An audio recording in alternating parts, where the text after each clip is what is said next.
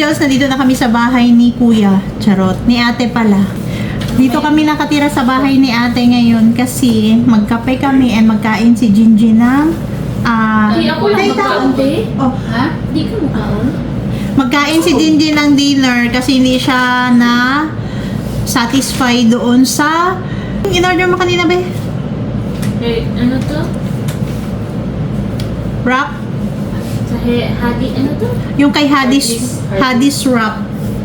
Hindi siya na-satisfy, Angels, kaya magkain muna siya ng dinner bago siya matulog dahil siya lang yung may duty bukas.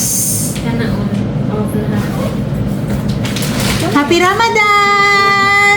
Yes. Shukran. Wala sila yung pareha sa Davao. Happy 87th araw ng Davao. Wala yung happy 89. Yung founding na yun, be! Ang kamo dyan? Wala. Angels, ikwento ko lang. Yung nasakyan namin ngayon, ngayong gabi na pauwi na kami, gusto niya na ilibre kami ng Albay or McDo kasi siya daw ang magbabayad. Hindi kami pumayag kasi Meron na kami Texas. meron na kaming Texas at saka hindi siya maganda.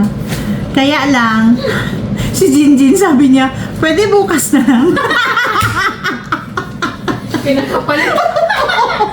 Kasi nakabili na siya ng Texas Angels. Kaya sabi niya, brother, pwede bukas na lang. Magbalik na tuluban. Libre ang tumpali hapon. Wag na yung brother kasi nakabili naman kami. Na lang. Di ba siningon, bubiya siyang kukaon daw niya akong number. Siya.